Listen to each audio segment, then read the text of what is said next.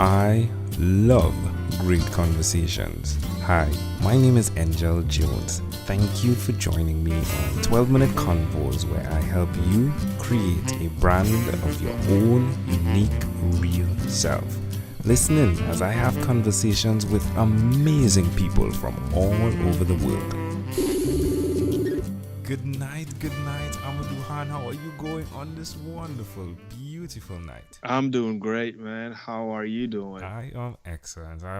It's a great pleasure to connect with you. Please do tell me, what part of the world are you in right now?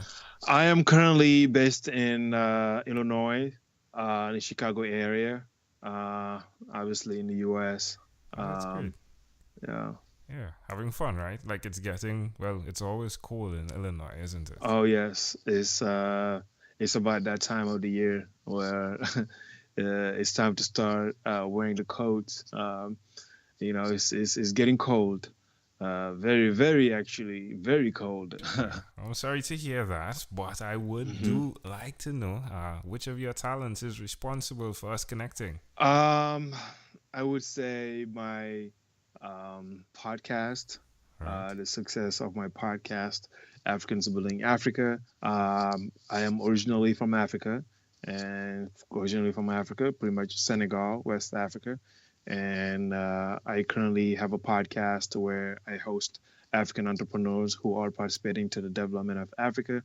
And we also, on top of that, we have a platform on africansbuildingafrica.com where we share stories of all African entrepreneurs who are doing amazing work, Oh, either sounds on the like fun. continent or outside the continent. Sounds like fun. You must have an amazing community. Yes, we do. We do. We started this last year, and it has been about a year and 3 months now, and so far the response has been amazing in terms of the community, the people willing to help us succeed, the people who are actually learning from our platform. And the one example I could give you is this lady I recently interviewed. She has an Uber-like company, pretty much a transportation company in Guinea, in West Africa. She used to live in Chicago. So last year, she listened to our episode. She was she was pretty much reading the articles and told herself that these people are doing it. Me too. I can do it. So those stories inspired her to go back to Guinea and start a transportation company. And now she has hired over 23 people to drive for her. And she has built a community. She has built a sales enterprise that allowed her to, take advantage of what she has learned from the U.S. to now bringing it in Africa to build a successful company. That's amazing. I'd like to know who or what inspired you to believe that impossible until it's done. Is that something that? Okay, go ahead. You got the answer That's already. right. That is a quote from Nelson Mandela. Yes, It is always impossible until it's done. And that is the quote I actually used to start the podcast. And for me, I had a business before doing Africans Building Africa that unfortunately didn't make it as I wanted to. But it was a learning opportunity. And I have always believed in once you get knocked out, you always got to get up and dust yourself and keep on working hard, keep on making it happen. Get up, make it happen. And you fall again, you always can get up and again making it happen. So really for me, my background, seeing my dad run a rice factory has always been emotionally attached to business. So I have always been entrepreneur in terms of being an entrepreneur-minded individual, being in environments where people are always talking about business or taking their business to the next level. So, and given the fact that I'm also from Africa, feel like I'm one of the lucky ones who got to be in the US, living in the US, studied in the US, and had the opportunity to grow up in the US. So it really gives me a different perspective of life. And with that, I have a great responsibility as an African to give back to Africa. Wow. And this is one of the main reasons why Africans Building Africa is born, in a way that we celebrate the African entrepreneurs so they can inspire other Africans, either they are in the diaspora or they are back home, to start businesses and just start taking care of their communities. Wow. Wow, wow, wow. I probably said wow about like 7 times, right? I'm really wowed. It's really great to hear the maturity at which you are responding in terms of not just having the skills or attaining the skills, but you're hearing, I mean, a rice factory is hard work, right? So you've seen your father work really hard, and you've grown to understand that entrepreneurship is hard work, right? My question, absolutely, why will you continue to repeat that skill nevertheless? I have to. Well, basically, I have no choice. Yeah. I have no choice, and I have to continue to educate myself, because there are so many ways that I can help improve the life of Africans, and not just me, but if I do something that can also help improve, help inspire other Africans who will create amazing companies that will also have the opportunity to change the lives of other Africans, to me, that's success. Love it. But before I get there, I have to educate myself. I have to discipline myself, because success won't just come today, and it won't just come tomorrow.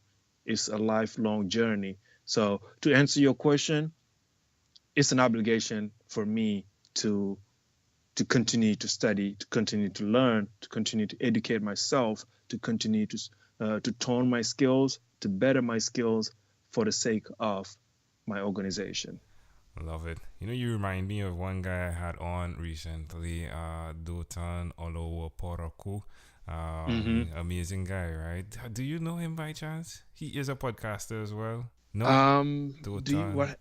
What podcast? Do you know his podcast? The name of his podcast? Building the Future podcast. Oh, I heard of it. Yes, I heard of him. Yeah, I'll definitely connect both of you. Africa. Yeah. He is amazing as well. He's in Australia. He's based in Australia, but he's based in Australia. Yeah, okay. Yeah, but definitely same heart. Well, tell me one other thing that you've done consistently over the last 3 years, please. Over the last 3 years, I guess the one thing that I have done consistently is read a book.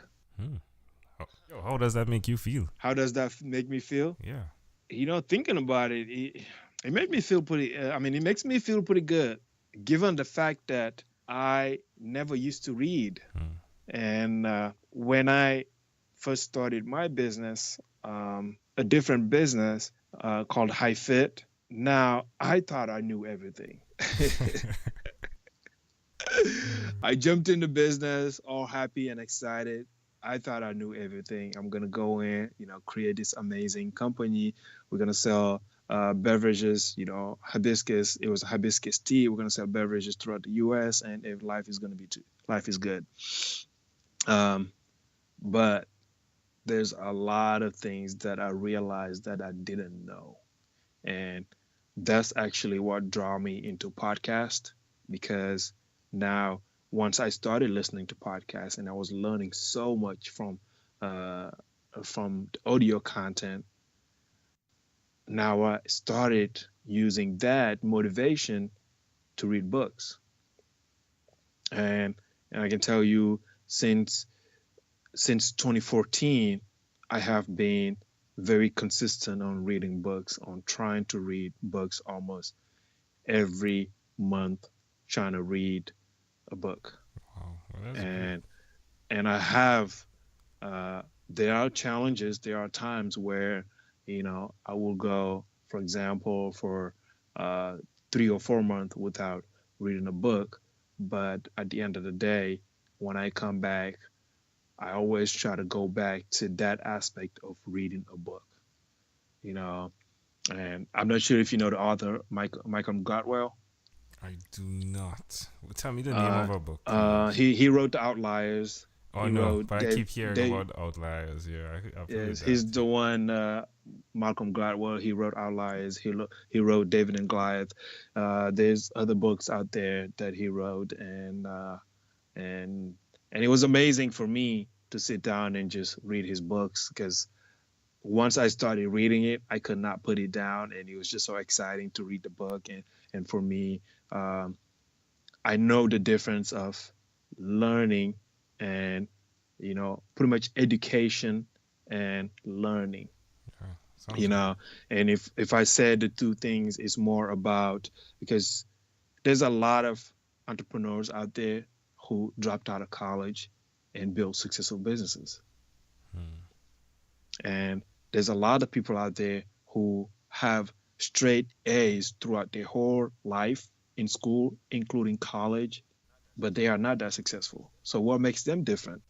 Hmm. Why are the entrepreneurs who dropped out of college are building successful organizations? So to me, from what I've seen, the difference is the fact that those entrepreneurs are lifetime learners. They are not going to school for the educate for the diploma. They are going because they are curious. They want Yeah. to learn. Yeah, I remember going to school to follow up with a degree, I'll tell you, and I actually dropped out because I wasn't learning fast enough. Right. I just thought that, hey, I could learn this, I could go online and learn this, or I could open a business, and that's what I actually did, right? Like, Exactly. I'm going to open a business and learn this because the things you're teaching me, like, I'm pretty sure they don't happen in a business. My father being a businessman as well, I'm pretty sure they don't happen in a business. Absolutely. And Yeah. I jumped in to do that. But Absolutely. Amadou, hey, we're having so much fun here. We've blown through our first two segments, right?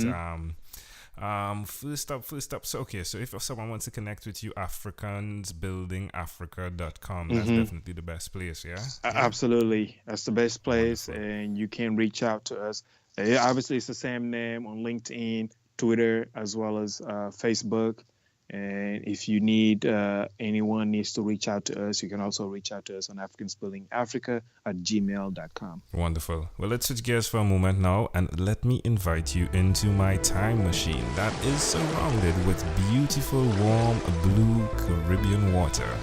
Amadou, what is your earliest childhood memory? Playing soccer on the streets. Oh, really? How old do you think you were? I think I was like 8 years old. As far as I could go, it's just I could remember the joy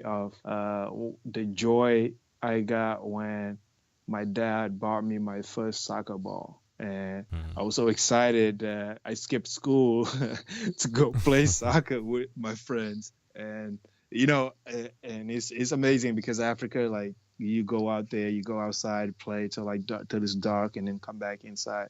And at that time, there wasn't really any technology, or I wouldn't say technology, but more of you didn't have cell phones, you didn't have social media, so the only way to have fun is by going outside and playing with your friends. Yeah. Well, I love it. So why do you think this memory in particular is so clear?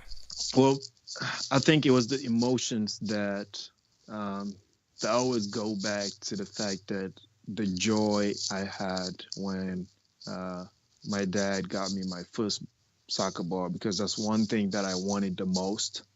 And, now once you get to own it, it's so emotional to the point where you get excited, and you pretty much don't see anything else beside the excitement that you finally own something that you wanted the most.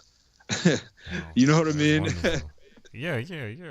Well, can I offer an interpretation to the thought picture you created in my mind? I love the fact that your father gave you the gift of entrepreneurship. And when you took it and you used it and you owned it and it was yours, I love the fact that you're helping other people own that as well now in their lives. I appreciate that. You're welcome. It's pretty fascinating. If we fast forward to when you were 12 years old, what was your favorite song? Oh gosh, 12 years old. God, it's hard for me to remember. All right. Where were you when you were 12? I was in Africa. Okay. Yes. I moved to the States when I was 16. All right. Well, it's cool. It happens. Hey, we've arrived at our destination. That's right. But before we get off of this time machine, hey, there's a small declaration form, so it's yes or no. Let's do this. We're going to go pretty quickly here. Amadou, are you ready? Yes, I am. Have you chosen someone to pass on your skills to? Not yet. Are you married? Yes. Do you have children? Not yet. Do you believe in God? Yes. Do you have an inner circle of friends? Yes. Do you watch TV for more than 3 hours a day? No. How about 3 hours a week? Yes. What about screen time, the phone and or the computer? Is it more than 8 or less than 8 hours a day? Oh my God, more than 8. All right. Amadou, after 1,001 conversations in 3 months in 2016, I came up with a workbook, the name of it being called Yours, which stands for Your Own Unique Real Self. And my idea is as you answer the questions in that workbook, you uncover your mission, your own unique real statement. If you had to share with us your own unique real statement, a statement that represents Amadou Hanne, what would you say that is? The one thing is to give back to the community that build Amadou Hanne, give back to Senegal in a way that it will benefit the country, give back to Africa to the way that it will benefit the continent. So that's my statement in a nutshell, pretty much. Yeah. Wonderful. Hey, Amadou, this was a great pleasure. Before you leave, is there anything else you'd like to share with our amazing audience? Well, first of all, I would like to say thank you to you for taking the time to give me the opportunity to tell more about my work and more about myself. I think you are doing an amazing work, and keep up the work. And for our audience, for your audience listening, please feel free to check out africansbuildingafrica.com, and you can read stories as much as you want, because all we do is we share the stories of African entrepreneurs, no matter where they are, as long as they are African and they are working on creating a business or have a business that is helping Africans sustain themselves or help them live a better life. You are welcome to check out Africans Building Africa. And if you have any questions whatsoever about doing business in Africa, don't hesitate to also let me know. Love it. Amadou Hanne, thank you for being on What is Inspired by 12-Minute Convos with Angel Jones. Thank you. Thank you for being on 12-Minute Convos with Angel Jones. Stay tuned for more from our advertisers. Diabetes is a mountain pandemic. It's a disease that's not acute but chronic. Similar to this rhyming method, I have simplified the definition, the signs and symptoms, and the complications of diabetes for both adults and children in my books, Poems for Patients, A Focus on Diabetes, and The ABCs of Diabetes for Children. These books are available on Amazon.com, and for more information, you can visit my website, poemsbyaj.com. That's poemsbyaj.com.